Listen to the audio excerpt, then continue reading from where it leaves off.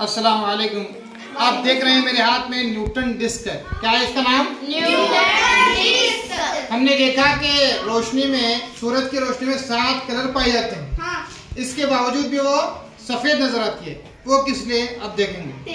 अब यहाँ पर देखिए, red, orange, yellow, green, blue, Indigo और वायलेट कलर की जो है डिस्क है। जब मैं इसे घुमाता हूँ तेज रफ्तारी के साथ, तो आप देखेंगे कि 7 कलर्स किस तरह नजर आते हैं। देखिए,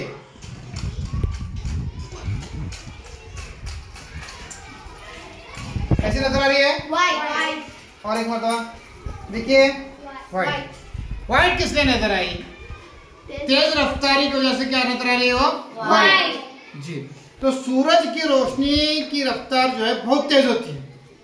इस तेज रफ्तारी की वजह से जो है वो 7 कलर सफेद रंग में नजर आते हैं। जब हम उसको प्रिज्म पर लेंगे तो फिर वही सफेद रोशनी जो है 7 रंगों में मुंतशिर हमें नजर आती है। उस प्रिज्म से हमें यह साबित हुआ कि सूरज की रोशनी में 7 रंग मौजूद हैं।